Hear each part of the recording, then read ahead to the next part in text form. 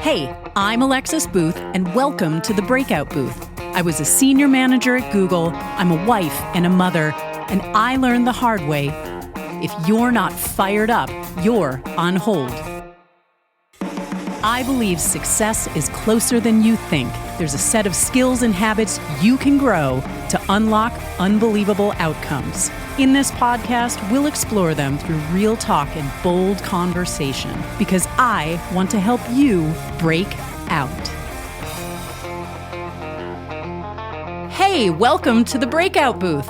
I'm Alexis Booth, and we are in for an interesting conversation today. We're going to be digging into the topic of creativity, which is a superpower that I believe you and everyone around you already has inside you right now. I also think it's something you can get better at with practice. But most people I know don't think of it as an attribute they possess, let alone something that could be cultivated or developed. When I hear people talk about creativity, it's usually in the context of, oh, have you met Sarah? She's so creative. It's like this special characteristic, or almost like a personality trait that's either present in a person or it's not there at all. And not only do I think it's wrong, I think it's such a loss for you, for us, and for the world at large to think that way. Because creativity contains and embodies the very spark of novel ideas and innovation. And because creativity can provide you access to deep personal fulfillment. So if you want to change the world, or maybe you've got a job in marketing, or you're a software engineer, you're a clinical researcher, or a project manager, whatever it is you do for work, have you ever been told to think outside the box?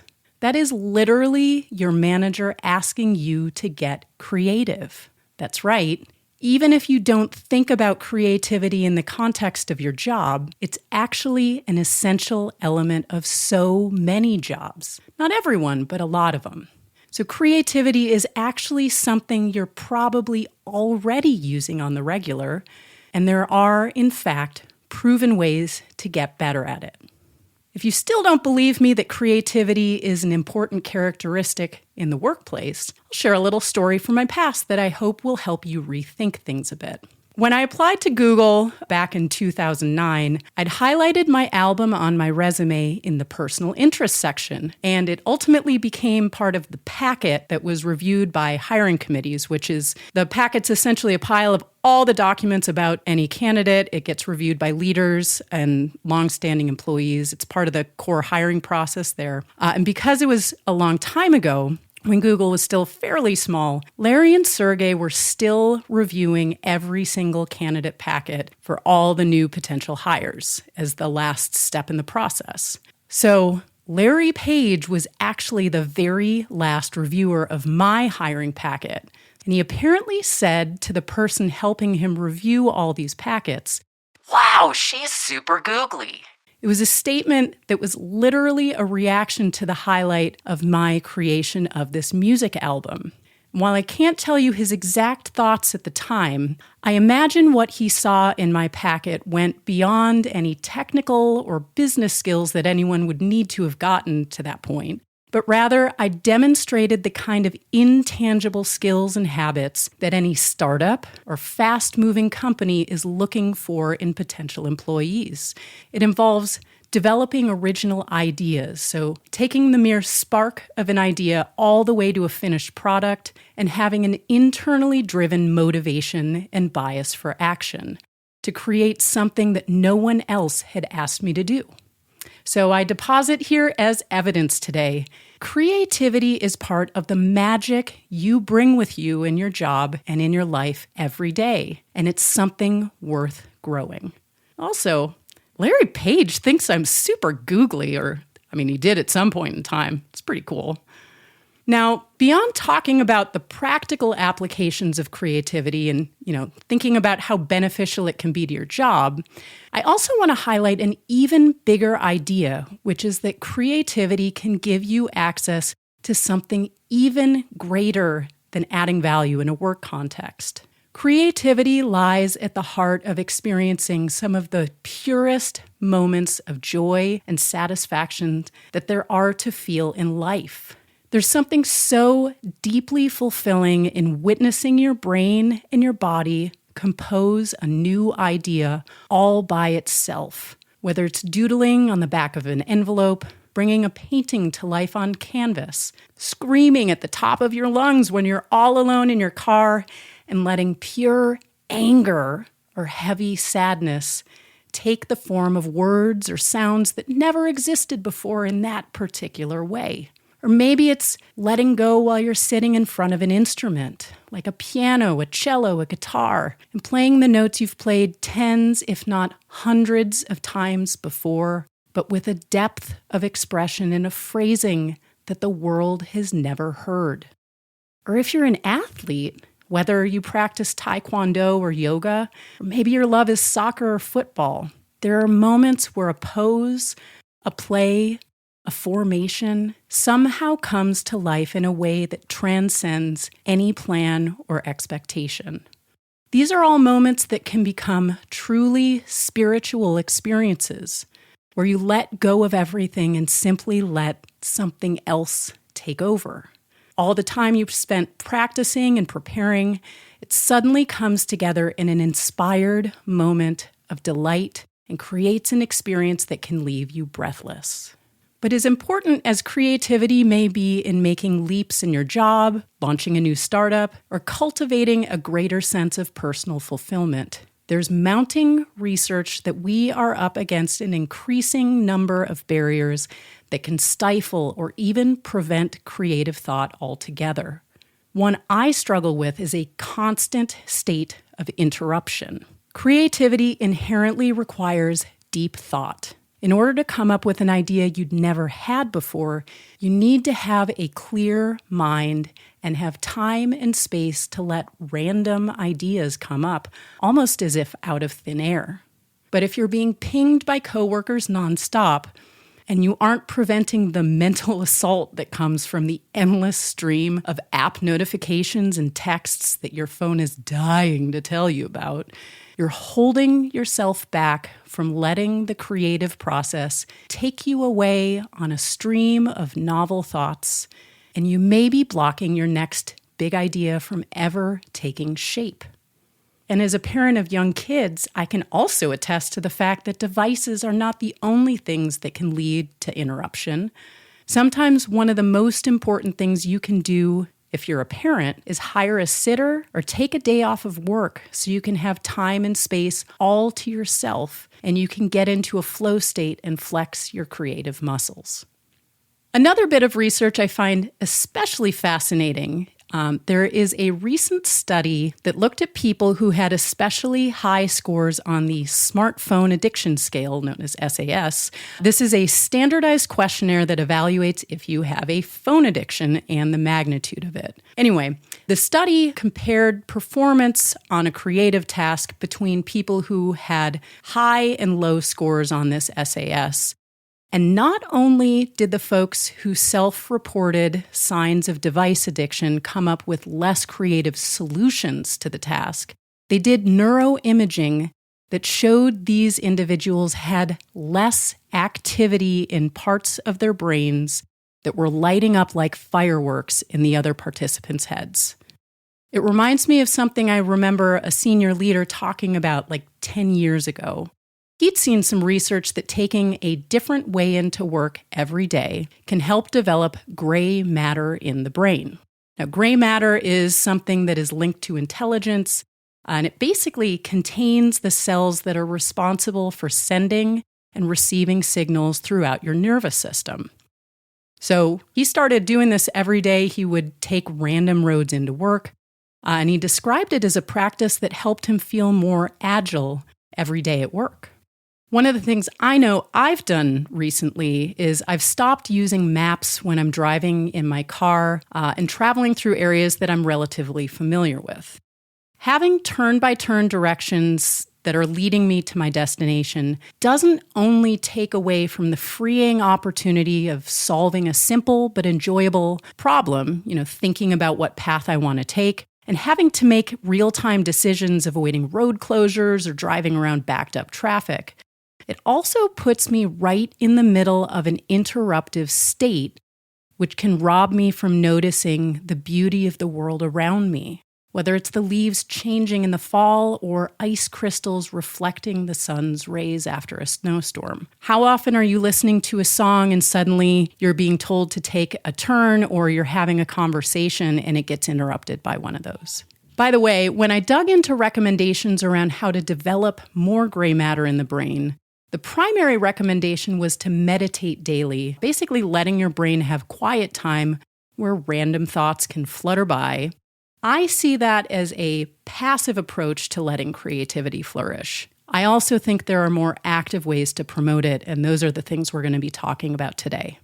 Now, the dictionary defines creativity as the use of imagination or original ideas, especially in the production of an artistic work. Now, I do agree that creativity and art are inherently intertwined. Art is literally a manifestation of creative thought where it's put to paper or music or dance, whatever the artistic form is. But I think the definition is incomplete and it's deceptive and limiting. I actually came across another definition as I was researching for this episode that's closer to what I'm actually exploring here. It's called creative cognition, and it's basically the combination of mental processes that support the ability to generate novel ideas. There's a whole field dedicated to exploring it. In a way, creativity actually exists in every single moment of your life. From the way you move a bubbling pat of butter around a hot pan to make morning eggs. Do you poke it with a knife forward and backward in a circle? Do you swirl the pan? Or what about how you listen to and respond to every single person you come into contact with? It's also in the way you end your day with lucid and eventually restful dreams at night, bridging connections between all the beautiful thoughts racing through your brain. And at its core, the most important thing you can do to foster creativity is simply embrace being present in the moment and making room for yourself to explore your own ideas. Rather than sit in a reactive state waiting for someone else to ask you for something, or zombieing out and doom scrolling on your phone, or bed-rotting and binging on a weekend full of Netflix. Because while I do acknowledge there are times when doing those things can be restorative, and I love melting into my couch and devouring a full season of Bridgerton in one sitting, spending every moment you are not at work or asleep in that state is a loss for you and for everyone around you. Because if creativity is about imagination and creating new ideas, there is no other brain just like yours, and no other person who has experienced the things you have in your life, which means that every idea you have is kind of unique, and that is something to be celebrated.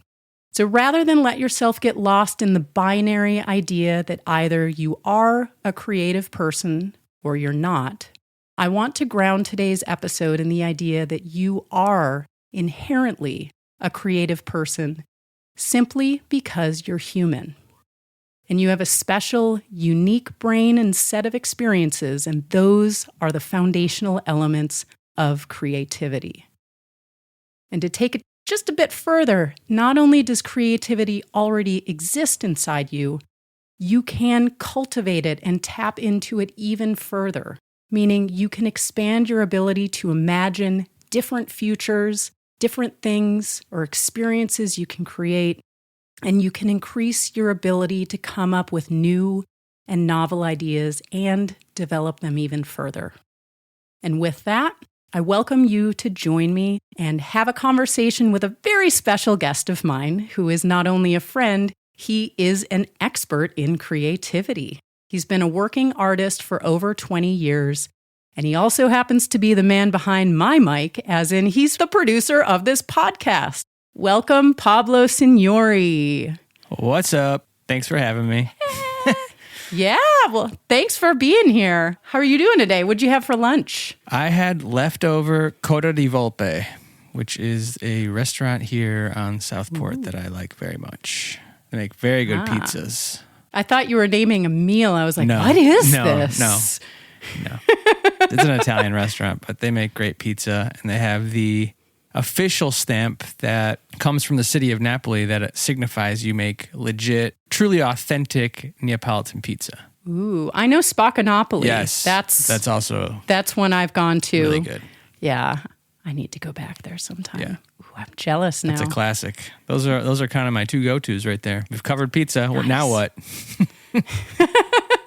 Well, before we really dig into this episode, I did want to share a bit more background on you. Okay. I've known you for a long time, and in fact, my husband knows you from even longer. Yes. You were very good friends back in high school and actually college as well, right? Yeah. He's always been like a significant part of my life through every phase. Yeah, very cool. Well, and you were at our wedding. You were retching. Yes. I had the flu. It wasn't that I drank too much. I had the flu when I got there.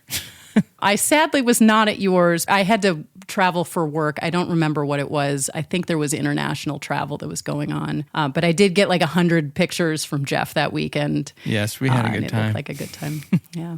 We've played plenty of dice. What was the bar that we used to go to? I think it was Guthrie's, wasn't it? Yes, we couldn't remember what the name of it was. Yeah, now I live like 2 doors down from that place, and I never go. Is it still open? Yeah, it reopened.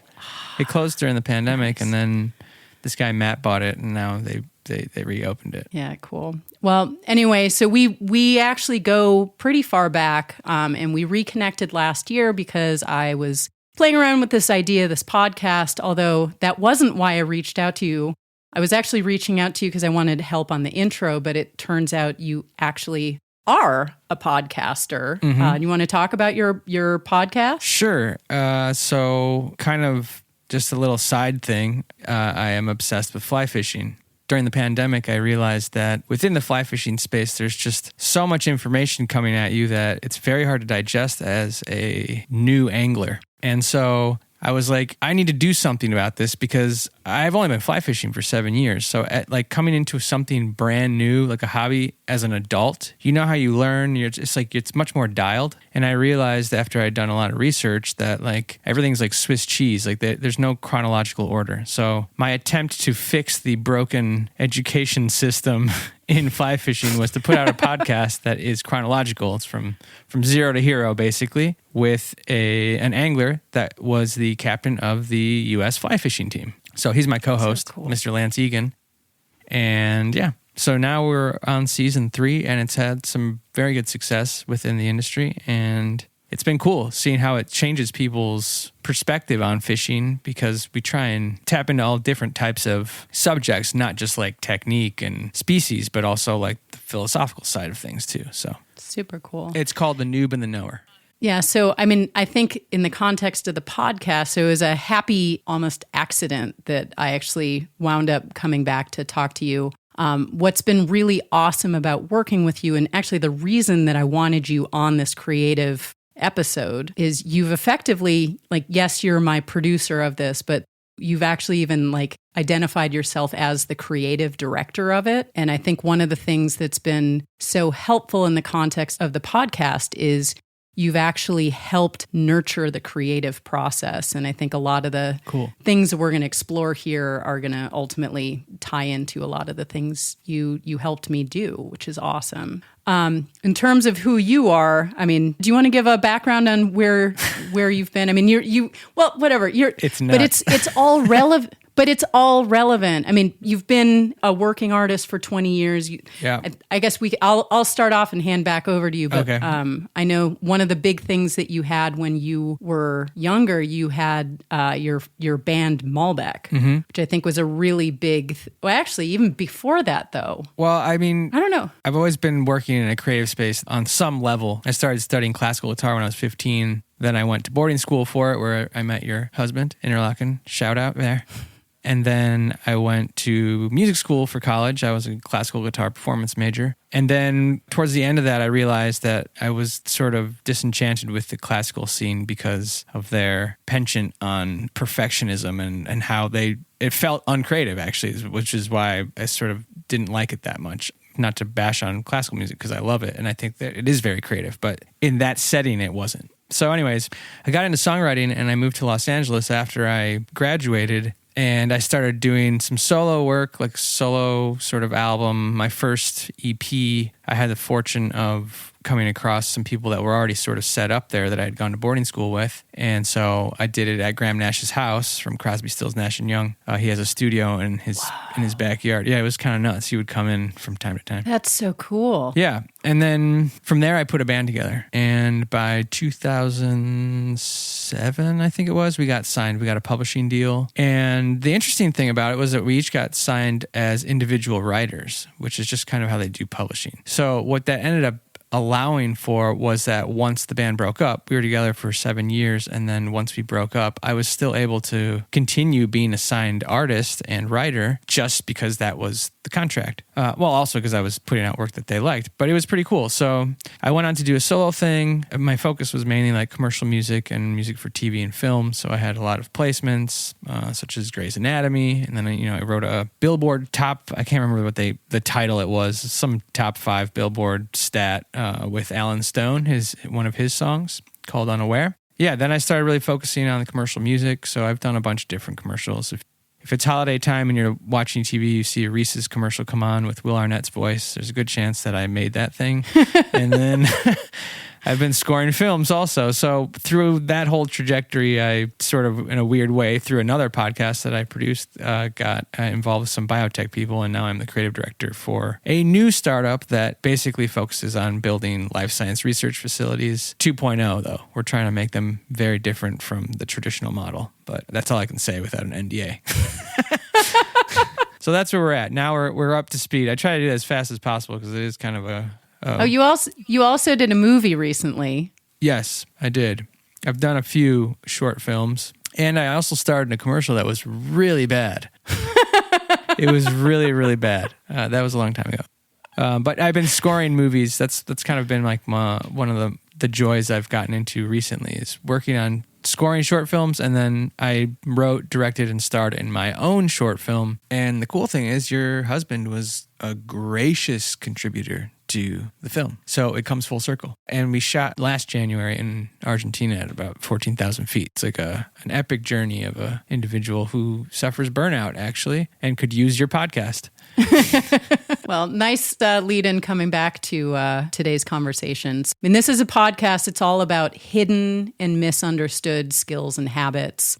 Creativity is actually one of the first ones that I wanted to explore. I love that. I mean, talking about skills and habits, what is creativity? Is it a skill? Is it a habit? Is it something else? What do you think? It's a great question. And I agree with everything that you said in the beginning. I think it is something that everyone inherently has. It's a human trait. The problem is, I think you're right. I think that it's been sort of mislabeled. It's become like something that's only associated with a very niche demographic, which is completely unfair. You find creativity in all aspects of your life. So to me, creativity it's like being free and open to create, right? It doesn't have to be in any particular medium. It's just the idea that you're able to go there. I taught music for a long time in the interim there. And one of the things that people used to always say was, like this person has no talent, so they could never learn an instrument. And I always thought that was the weirdest thing. I think that there's some people that will inherently be better than other people, but that doesn't mean that you can't be creative in your own right. Even if you suck, just the fact that you're doing it means you can do it creatively. It doesn't have to be in music either. It can be in anything, really. So to me, creativity is one of these things that's free-flowing in all of us, right? We just need to tap into it, give ourselves a chance to tap into it, and have that sort of open mind to it. Yeah. So it's funny you talking about talent. I recently was perusing and looking at different books, Adam Grant actually has a book called Hidden Potential. His argument is actually the people who are most successful. I think he's more talking perhaps about, financially successful. So we're starting to introduce other variables that actually are kind of interesting. But he was actually saying that the people who wind up being the most successful actually are not necessarily the people with the most talent. Yeah. It's actually the people who are most willing to stick it out, and they find actually productive ways to stick with it and actually continue to evolve and get better over time. I can tell you, being a working musician, composer, songwriter in Los Angeles for 14 years. Yeah. The people that I know now within my network that are the most successful are exactly that. They might not be like the weirdo who just comes up with the craziest, best ideas and they're unstoppable, which a lot of times that comes along with other aspects that are not really paired well in a business environment, because ultimately it all ends up being business, for better or for worse. I don't know. I'm not going to go down that road, but for me, it's worse, but whatever. But you do notice that it's the people that stuck it out, the ones that just showed up every single day and thought of it more of as like a job than they did some sort of just hobby or thing that they're good at, And the other side to that is that the people that are very talented don't have to work as hard oftentimes, which works in the beginning, but as you get further into the profession, it sort of ends up hurting you because you don't have the skill sets that you needed to be successful in that industry. I have so many other thoughts there, but I'm going to come back to the question here. When I think about creativity, and even in really prepping for this episode, I've been digging pretty deep on what creativity has been and what it's actually becoming. One of the things that I was actually noticing is that, so I recently stopped working. I had been working at Google for 14 years. And I think a lot of what I had been successful at was I worked for an institution. There were goals. There were specific things that other people had set out in a framing of what we were trying to do. I'm really good at solving problems. I'm really good at actually asking better questions to make sure you're solving even the best problem or even focusing on the right thing. But I do think that one of the things that I didn't wind up practicing a lot there was actually me generating truly novel ideas all my own. It was always, I'd been given an assignment or my team had a responsibility in a space. I was asking all of the leaders, the stakeholders, the people who are responsible for doing this stuff on the regular. And so the creative process for me there was mostly listening to and assembling kind of the best of and recommending the most beneficial path forward. But actually most of the things that I was doing, maybe it was creating a tool or a process that was inherently creative, but I wasn't actually doing true raw creation, if that makes any sense. Yeah. And I think what's actually been really fun about this podcast is it's actually even comes back into a question we were texting about of is a podcast art? I actually feel like what this podcast for me is becoming is almost like philosophical art. Yeah, yeah. Well, I think that's one of the components to make what I consider true art or serious art is there has to be a philosophical component to it. Talk to me about that a little more. Okay, so I'm so curious. I've had a lot of late night conversations about this, but it always brings me back to two things in my life, which one we might end up talking about later, which is sort of the X factor. But the other one is my uncle, my dad's cousin, he was an Argentine painter that was pretty well known, big enough to where they do exhibitions and stuff like that in the Palace of Arts and whatnot in Argentina and Buenos Aires and Cordoba, wherever. But so I went to dinner one time at a friend of my wife's house, and I walk into this person's place, and it's just the most beautiful collection of art in this old sort of European style mansion downtown. The walls were all marble and they had paintings and pre-Columbian art and sculptures just everywhere. Well, it turns out the guy was an Argentine art collector,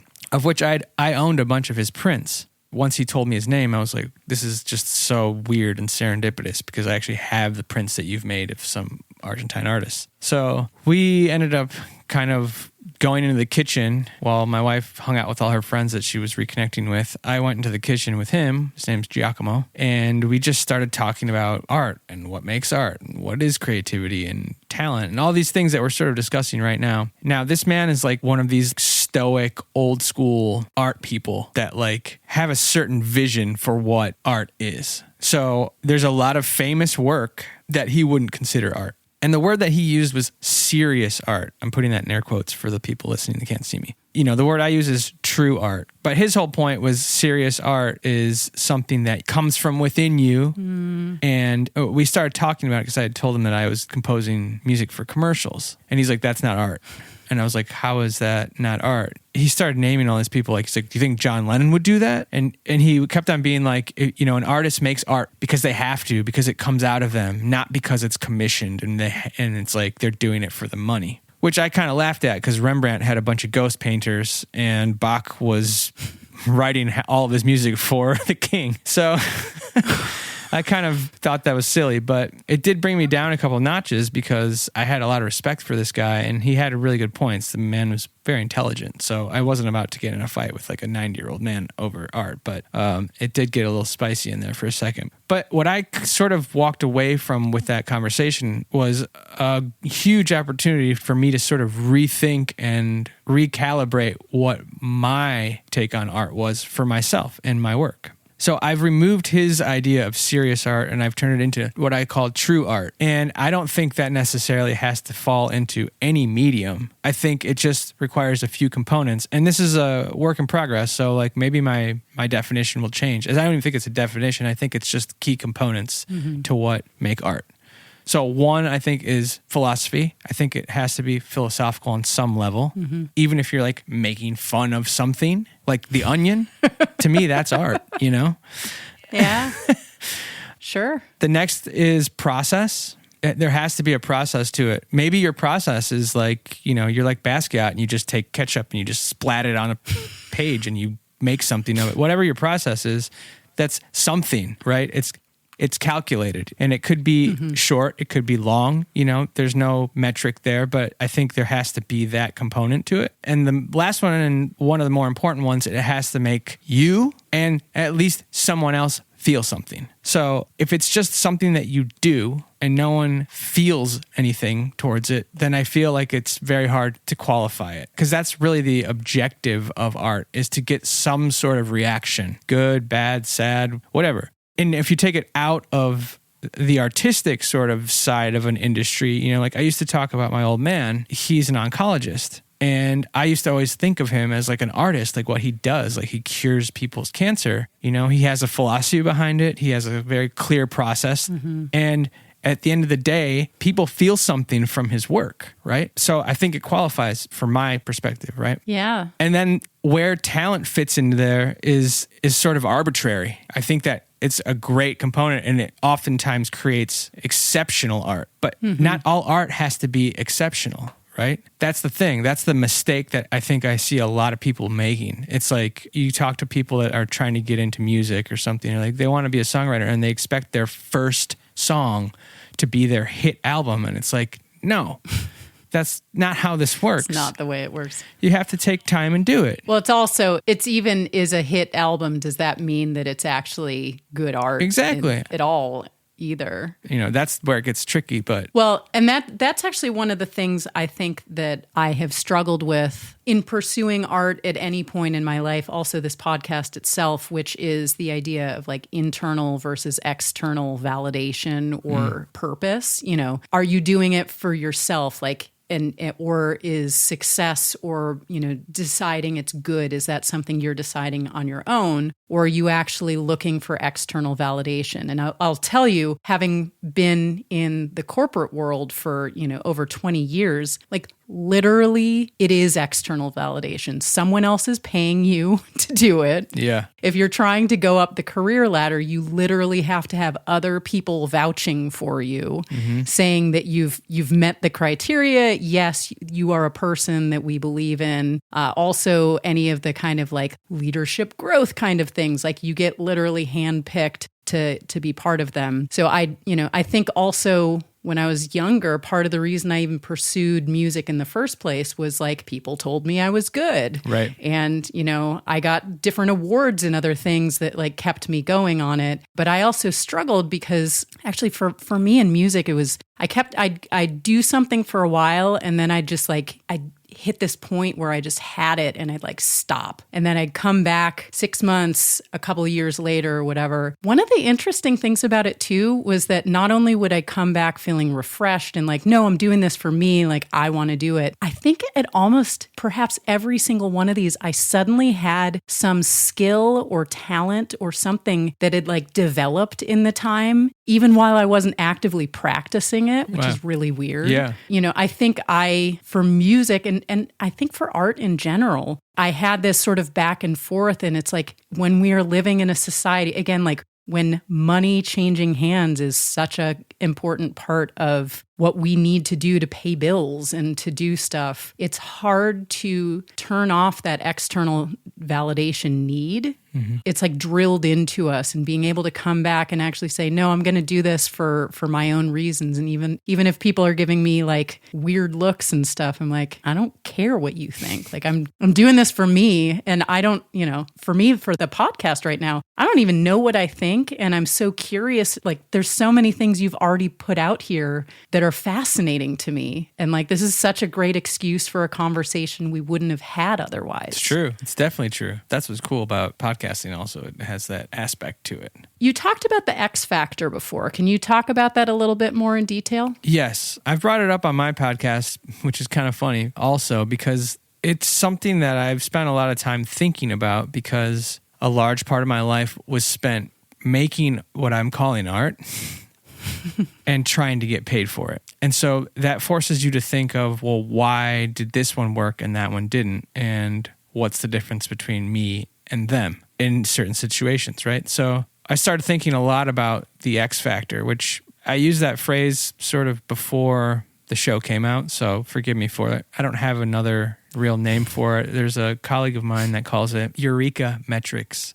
But it is sort of like that intangible ingredient that makes art in whatever medium godlike, for lack of a better word. I always use this example because it was really the first time I had seen it in person, and it was so visceral. But when I was studying classical guitar, they used to have these master classes every Monday where people preparing to do their concerts would go and perform in front of the entire guitar faculty and the students. So it was kind of like if you can picture an amphitheater sort of style lecture hall in a college, and down on the floor is a guitarist and the maestro, who was the head of the department.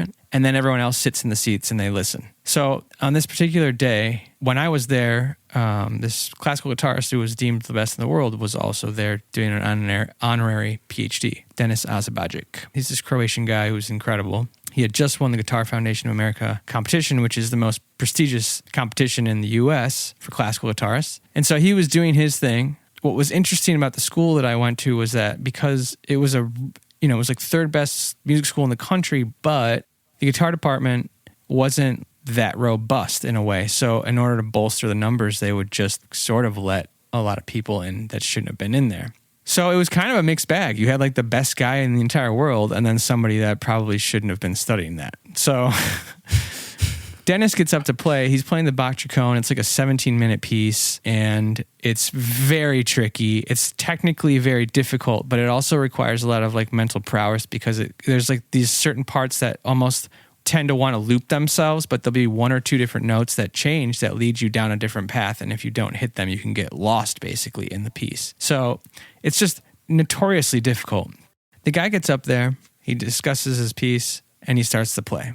It's absolutely beautiful. Perfection. I'm looking around the room while he's playing, and I start to notice that no one's really that locked in. It's like the first 5 minutes they watch, and then as the things go on, it's like one guy's working on his homework, another person's falling asleep, another person's rifling through their bag. This is kind of insane. We have the best guitar player in the world right now playing for us, and no one gives a what is happening right now. Wow. So it was kind of interesting. And then what was crazy was he finishes, they go over some notes, and then the next guitarist comes up. Now, this person was like a freshman in college, and one of these like what I like to call numbers, quote unquote, which is basically like someone that was just there to like put money into the department. They get up there and they play Lagrima by Tarrega, which is like one of the most beginner pieces you could play. It's beautiful, but it's not very difficult. And this poor fellow gets up there, he puts down his footstool, puts his guitar on his knee, starts talking. His voice is shaky. His hands are trembling. His guitar is like, looks like it's electrified because he's like so unstable. And he starts to play and it is just a train wreck. Full on train wreck. I don't think he got more than like 4 or 5 notes even out. It was just not okay. Oh, God.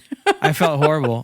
I looked at everyone in the room and there wasn't a single person that wasn't watching this performance. Right. And I was like, what? This is insane. How is this possible? This makes no sense. And I realized then that for me, again, I can only speak from my own perspective, but I think that the X factor is actually the combination of those two performances. Technically perfect, but could fall apart at any moment, right? It's like riding that razor's edge where it's like controlled chaos, basically, right? It's like in the case of a classical musician, it would be like they know the piece so well, they would never get lost in the Bach chaconne and they wouldn't flub a note, but they also have the freedom to be so expressive that they are just like moving with the piece, not just playing the piece, if that makes sense. Like they're literally like puking their guts out and their heart is entangled in every note. You know what I mean? Yeah. It's making me think of like a singer that literally they could start crying or screaming or whatever the emotion is. Like the singing is on the cusp of that. Yes, exactly. It's that thing. And it doesn't have to be like loud and boisterous either. It can be super, super quiet. You know, it's more about the emotion that's attached to it. And so I think for my standards, really good, true art has that component. You know, the best shows I've ever been to of bands or whatever, they do that. And they always make you feel something, right? Like you always walk away just like with your mind blown. And I think it's that thing. But I don't think that in order to be creative, you have to have the X factor, right? Going back to sort of what we were talking about. I just think that in order to make true art, you do. Right. You know what I mean? Well, and I think that's kind of that philosophical bit. It's funny that actually comes back, like that's the things that I'm starting to feel about this that I hadn't been feeling about other things that I've done, at least in a long time. Yeah.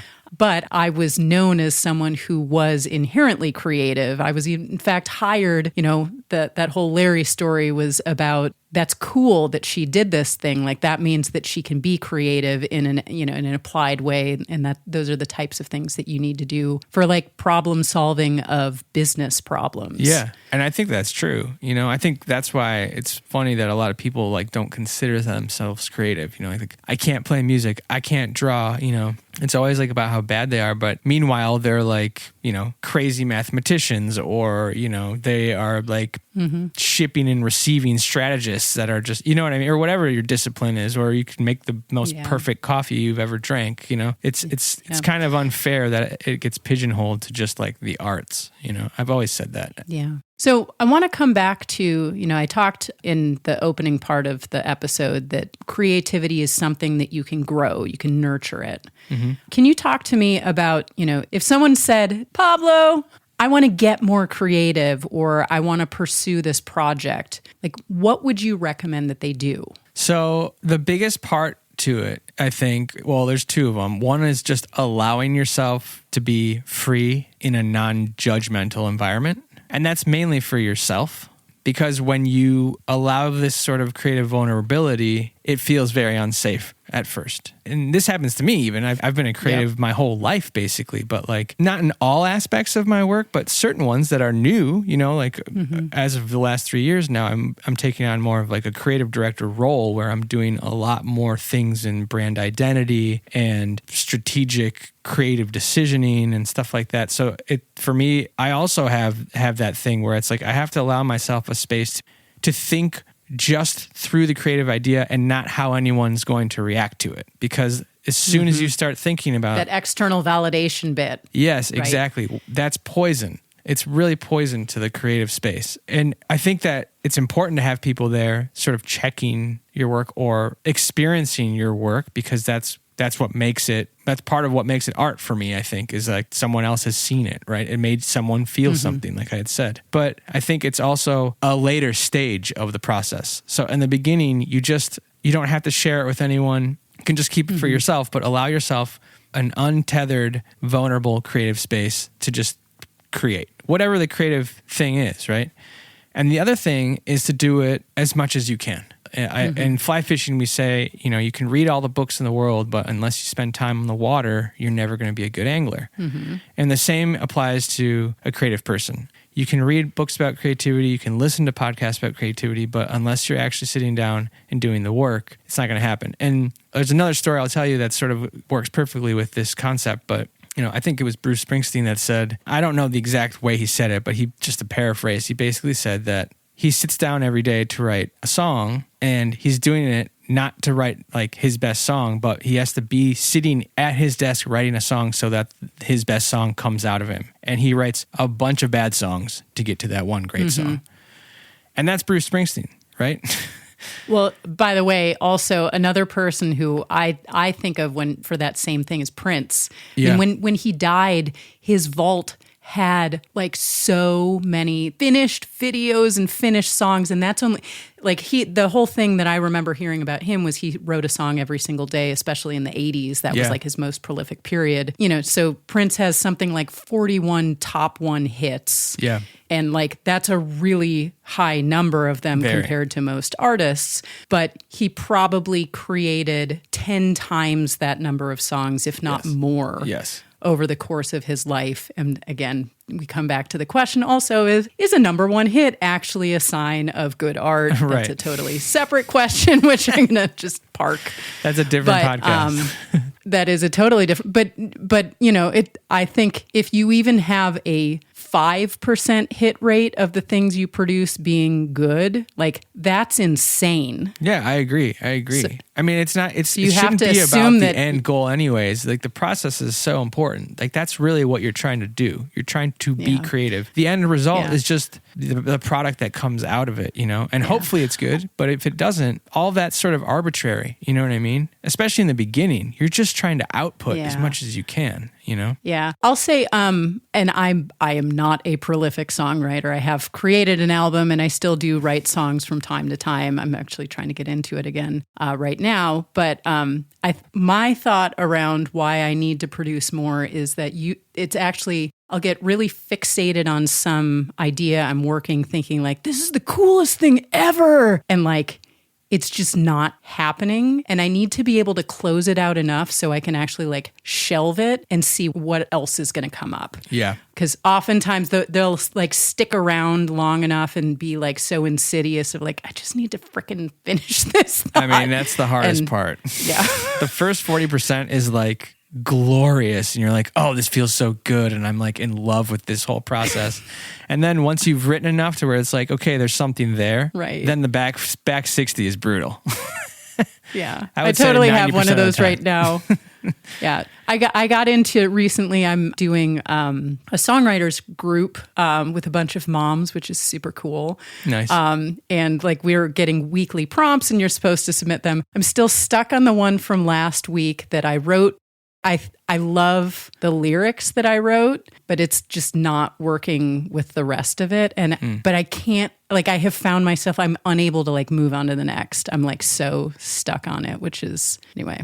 Well, that kind of goes into the idea of what I was saying, to sort of like doing it every day. Another thing that goes along with doing it every day is because you're doing it so much, the work becomes much less sacred. You're much more free to be like, okay, well, I know tomorrow I'm going to write another song, so that's fine. Or it even allows you to sort of grow sort of a bank of ideas that you can sort of mix and match. And like, if we're going to use songwriting as our sort of example medium, you can take lyrics or chord progressions or, even conceptual ideas and put them on a new song that you're doing and be like, I've always loved this line. This song's not going anywhere. I'll just use the line and then write a whole nother song around that or whatever. There's no rules really. That's the whole point is if you can think more macro a lot of times with these things, then things become much less precious and it's much easier for you to just sort of keep moving, and not get stuck. Cause it's just a fleeting moment. Whereas if you're only doing one thing a week, Right. you know, then it's like, well, I have to get this done because this is like my song. It's not one of your millions of songs, right? Right. So, Yeah. All right. Coming back to the recommendation. So be in a judgment-free place. Like Yes. give yourself room to be vulnerable and do as much as you can. Is there anything else that you would put in there? yeah, I think this is one that doesn't get mentioned very often. This is why I'm going to mention it.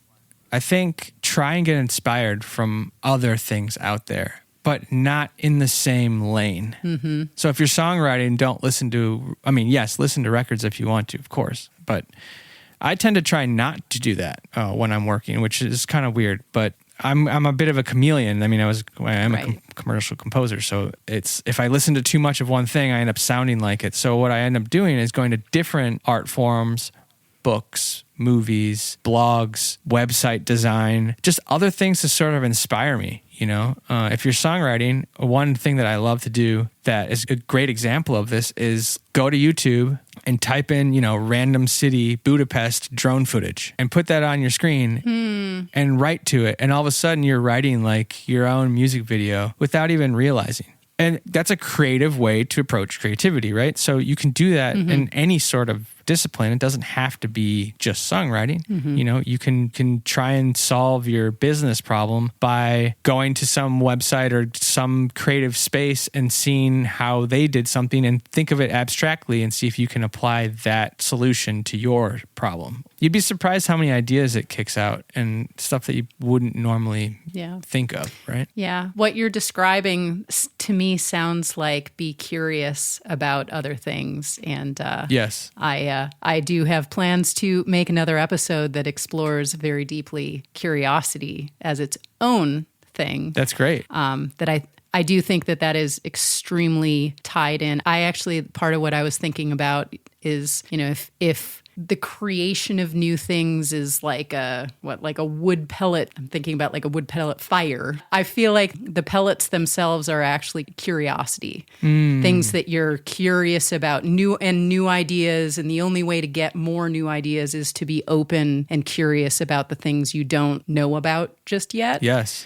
And you can constantly feed the fire of creation. Yes. And, being in that creative place is there. And then the output winds up being either it can be problem solving. So it can be in a business context. It could also be like your, cabinet door that I gave a weird example in my lead in, or it can be art for the sake of art. Yes.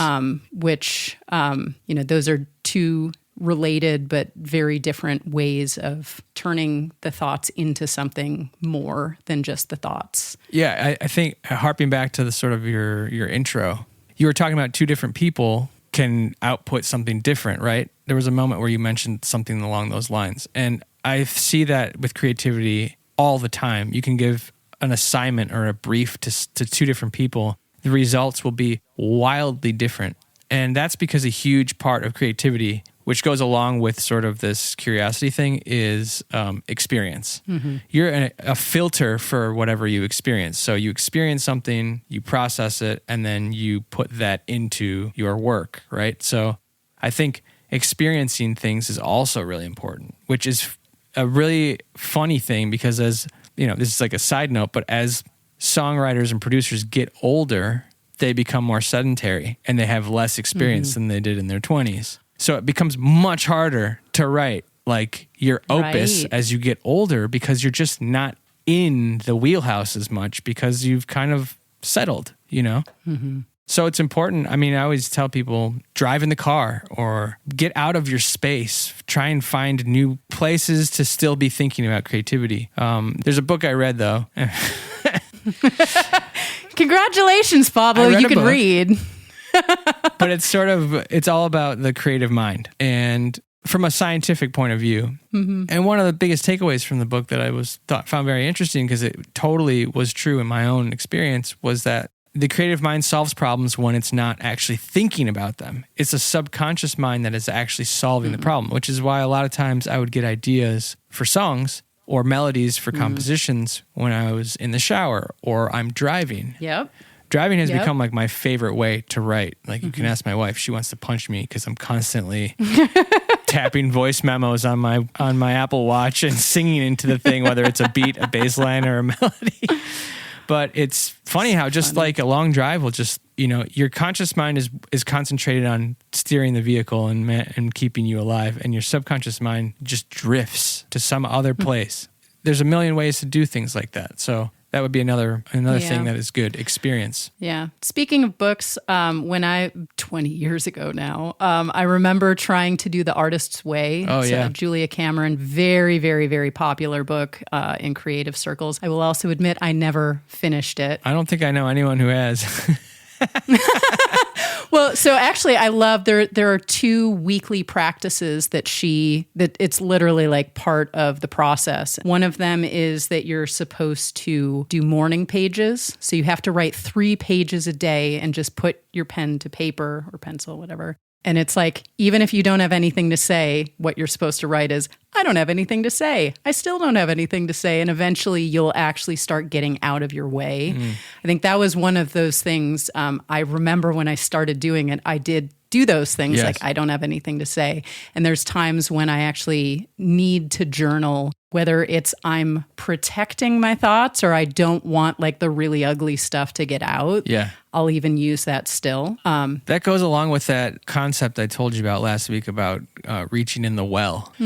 So reaching in the well is basically the idea that you have a well of creative ideas inside of you. But it's very hard to get to them unless you've sort of like dug a channel. And the only way you can dig the channel is by constantly sitting down and forcing yourself to do the creative work, which is totally exactly what I was saying when I was saying just do it as much as you can. Spend time on the water, quote unquote. The more time you spend being creative, you would think that you would use up your creative ideas, but actually the opposite happens. You have access to way more, and it becomes so much easier to like write a great line or, It's like abundance. come up with a creative solution or paint a beautiful painting. It's just the way it works. It's just that you just get better at it. It's like you've practiced it and you just keep filling the well more and more and more. Yeah. It's like creativity begets creativity. It's Yes. like the law of abundance sort of thought. Yes. Yeah. The other thing that the Artist's Way, though, the book, the other assignment you have on every week is to go on a date with yourself, which I think is a really interesting one too.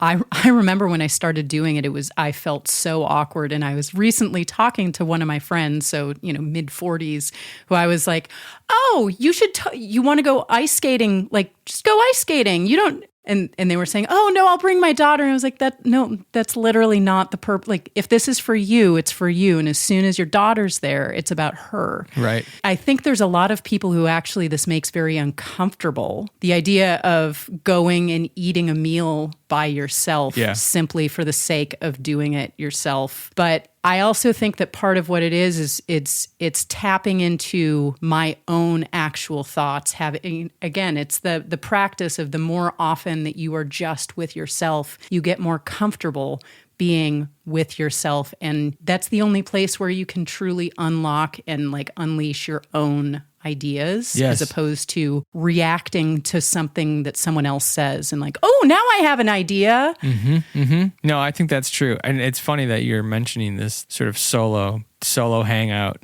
I don't know if it's because I've been living like in a creative sort of work environment for so long at this point, but I crave that.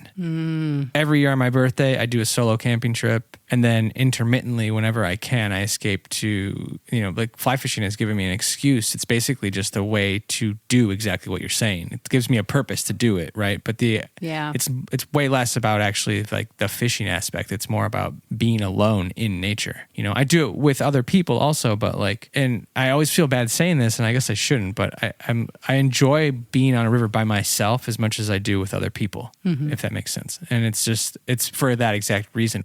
There's a certain like breath of fresh air that you get. It's like hitting the reset button when you're just by yourself for a while, Yeah. Well, I mean, it means that you're also doing it for the benefit of you. You're not doing it for someone else. I actually want to come back to the question of process. I think I love the tips that you're talking about in terms of the creative process.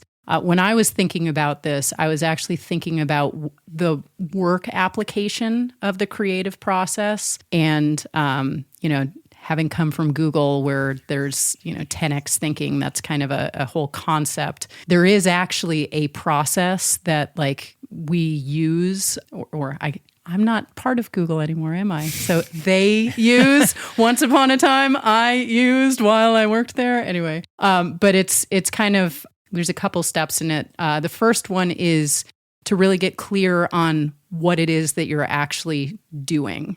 So if it's a particular problem, what is the problem? But not just like, oh, I need to build a tool. It's like, no, why are you building the tool? What's the actual underlying thing that you're trying to solve?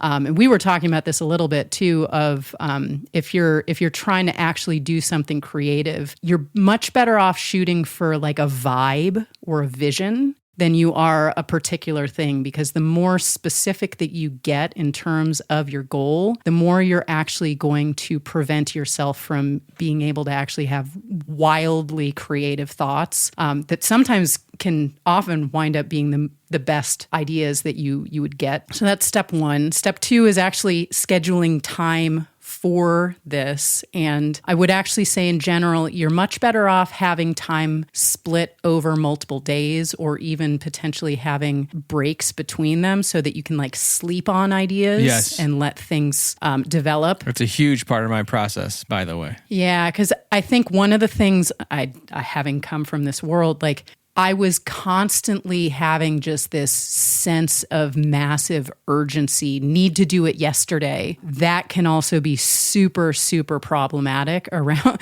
Like if you're trying to be creative, you gotta let it be, and like it's gotta come together. I think so. There's people that disagree with that, but I had a conversation sort of a little bit about who you're making the work for and part of that process. And there's certain people that think, well, if you're really good, then you can do it under pressure, and you can do it for whatever client asks you for, like towards their taste. And I have a different philosophy around that, because I think that if you're being true to the art, then you're doing it in a way that seems natural to you. And that actually, the art is so true that it draws the right audience to your work, if that makes sense. Instead of you trying to capture them, they capture you in a way. And I think that the waiting part of it, everyone's different, right? But for me personally, that's a huge part of my process. Like I will just puke out ideas, and then I have something, and then I can't look at it for like a day or two, or listen to it for a day or two, because I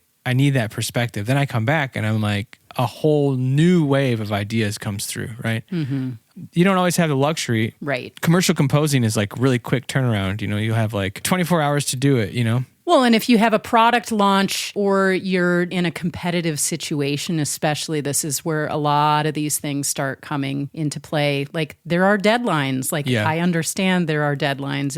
It's a valid thing. If your actual true goal is to have the most creative and potential game-changing ideas come out, putting forcible, stopping points on it will inherently limit it. And it's possible you may wind up having the best idea out of the gate, and just you go, and that does happen. That does happen, yes. So it doesn't necessarily mean that you can't do it in the time frame, but having that as like a requirement of the process does become problematic. One of the other things I know at Google that we used to do was the idea of trying to make it fun. So it really sort of amplifying the idea of it being a playful experience, and like just, it's sort of actually coming back to Julia Cameron. Her whole book is talking about how you unleash your inner child. Yeah. The idea of the most purely creative ideas coming from a place of anything's possible. It's kind of like, you're talking about having a judgment-free zone. Yes. Being able to throw out silly, ridiculous things. The statement might be silly or ridiculous, but it might actually spawn really cool stuff that comes out of it. Yeah, I think play is really important in giving yourself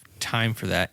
And you're coming from a sort of a specific vibe, but if you flipped it, let's say you were trying to write like the saddest song you've ever written in your whole life.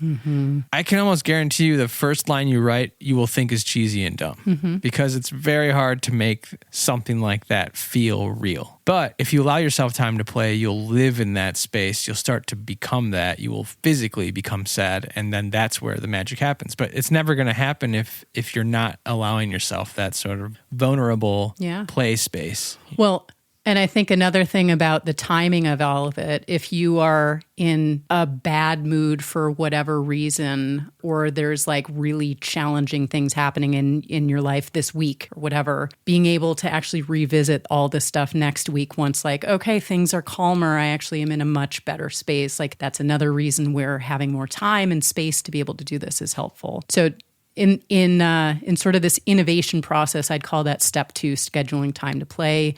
And I'd agree with you, the more times like on the mat that you get, the better.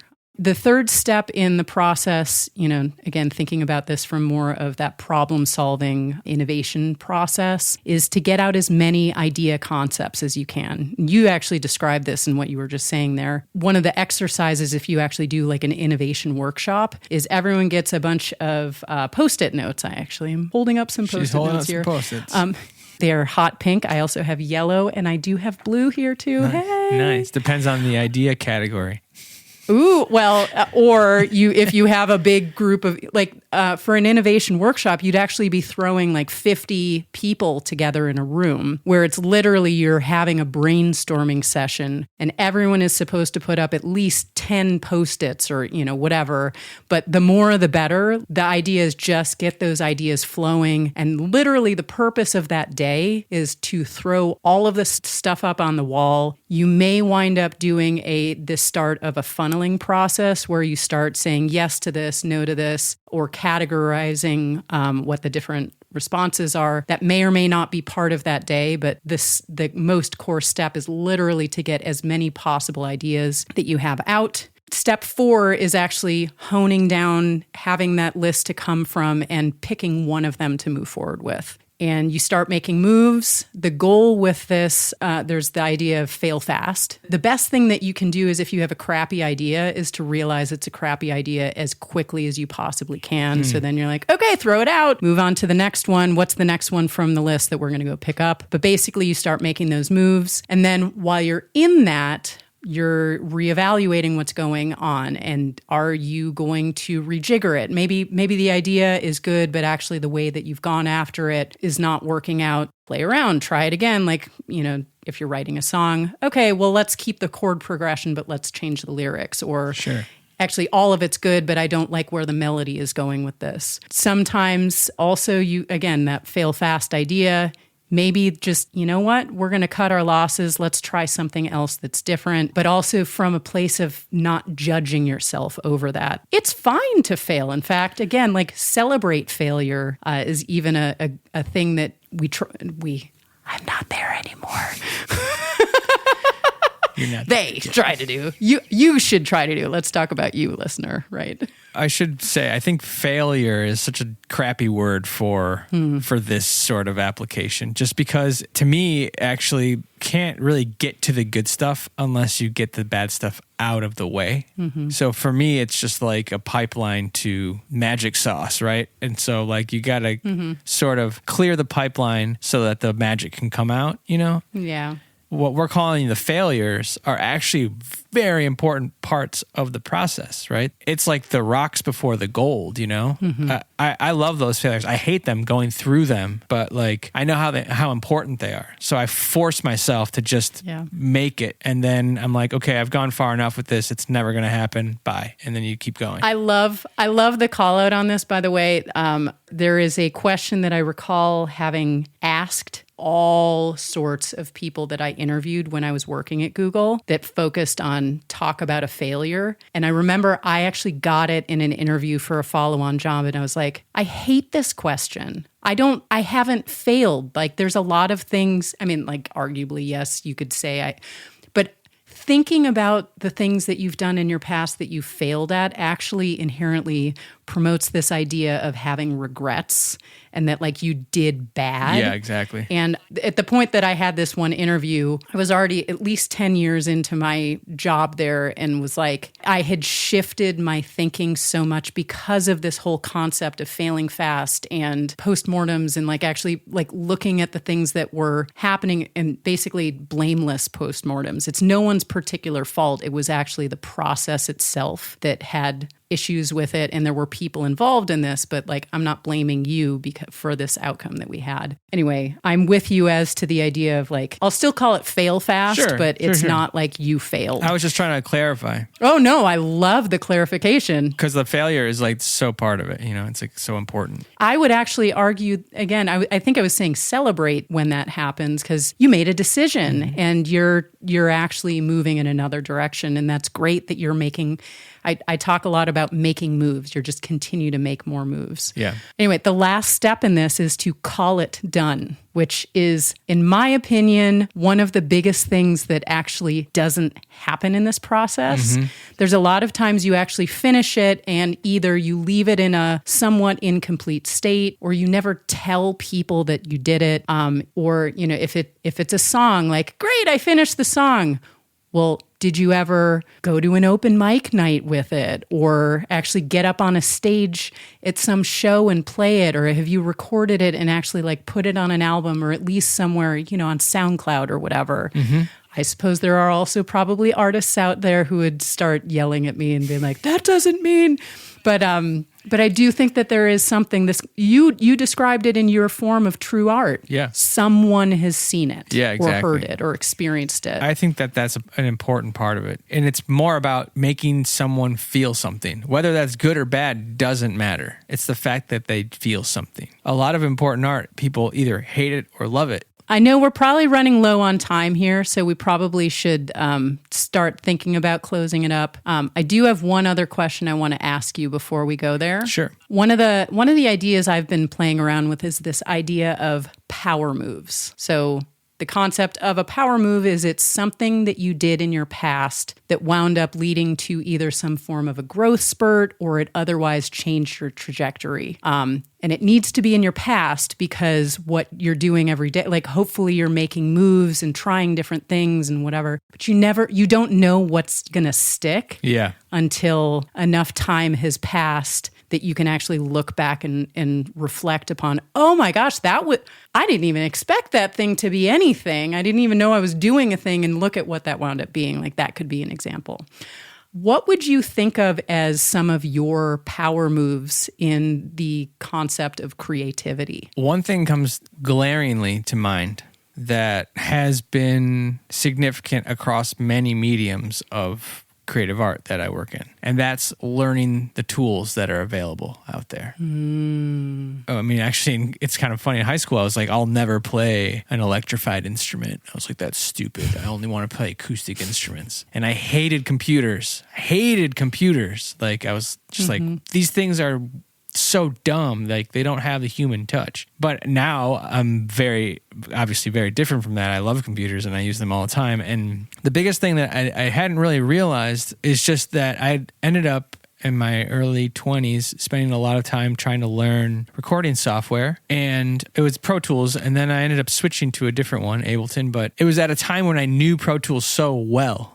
Right? So I didn't really need to do that, but I felt creatively stifled within the program. And so I moved to a different one. And all that said, I think it's very important to sort of explore the tools that are out there, because especially now in 2024, like there's so many things that you can do, and learning them really helps you be creative. Like it really just does. When you can just like not have to think about, you know, how to use or manipulate something, you're free to sort of just create. And this goes for sort of anything. I mean, if you're trying to write a book or something, like knowing how to properly use Word, or even like these new AI applications, which is a subject we didn't get into, but is like sort of taboo within creativity, which I don't really understand why. I use AI all the time, and I think it's just another tool for me to use. It's like I'm not relying. How do you use AI? I'm curious. Oh my gosh. I use AI a lot of times when I'm writing. I'll write what I'm writing. And then if I get stuck someplace, I'll be like, read what I've written and suggest other things that I could talk about. It's more of like it's like a junior producer where it like kicks out extra ideas for me. It's almost like the Post-it idea where you put a bunch of ideas on the board. Right. It helps add to that, which is great. And then I use it a lot actually in photo and video for like upscaling, touching up images. It's much quicker. I can like let the thing do the thing while I work on something else. And most of the time it's pretty solid. So to me, it's just like having an extra pair of hands working on what you're working on. I don't use it so much to like supplement the creativity. I use it to sort of like be a catalyst. You know what I mean? Yeah, I actually love the call out of tools. So back in my 20s when I was playing around a lot, I had at some point, I think I had Sonar. This was like way old school. Yeah. But I had like a pretty basic setup in my apartment at the time so that I could like record stuff. I don't have anything like that right now. And actually, I had gotten a bonus and I bought Pro Tools and I literally can't freaking use it right now. Like I'm trying to get MIDI but I finally made a decision of learning tools, and now apparently by saying it on here, I'm going to actually have to do it. Crap. I mean, yeah, there's a learning curve. It sucks, but it's But but I do think one of the things that, especially for like recording software and being able to get access to sound banks and other things that you can use, I think we've talked about this. Like you personally are able to produce songs all by yourself. You do not need another person. Exactly. You can choose to work with another person as an intentional thing. But like one of the things I know that that has held me back, I think, needing to go to someone else to actually figure out how to do the next steps of that. So I think that's one of the things. But this is more of creativity for the sake of creativity, where I don't have any particular outcome in mind. And it's just more a matter of I need to have the time and dedicate the time to it. But like learning an instrument or any of those types of things, like that definitely like I would say that is that's not necessarily a tool, but it's part of the process, I think, right? Yeah. If you can't get to that basic level of capability, I mean, you can do interesting things, but like it starts being like, is that actually creative, or is that just like a very poorly executed, like whatever? Doesn't matter. This is judgment-free zone. All right, I like it. One thing I will say about the tools too, and because we talked about like music and stuff, which is very niche, but one thing that I've been using as a tool for creativity more in a business sort of, I guess, communications lane is Notion.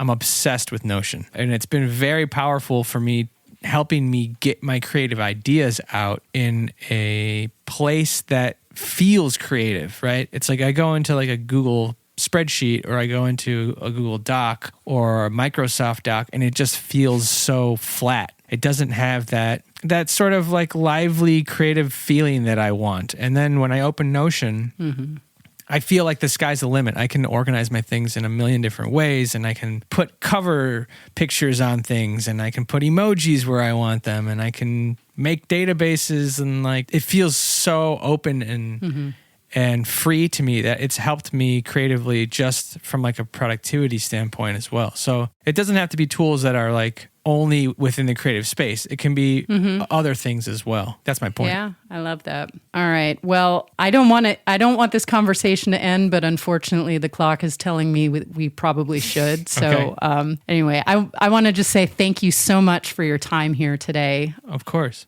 So many interesting things that like I want to explore so much deeper. But I'm so glad that you spent the time so that my listeners can hear from you and learn from you. So thank you. Yeah, of course. I had a super good time. And of course, if anyone like has questions, I'm all about like paying it forward, because that's what people did with me. So if you ever have a question or you want to learn more, or have, you're just curious, you can always DM me on Instagram at Pablo Song 10, and don't be shy. I love helping people out with creativity because I think it's the one thing that I can give back to the world. Very cool. Well, playing back what we talked about today, we had quite a broad exploration on the topic of creativity. Actually, we didn't answer, is it a skill? Is it a habit? What would you label it as? It feels like a tool.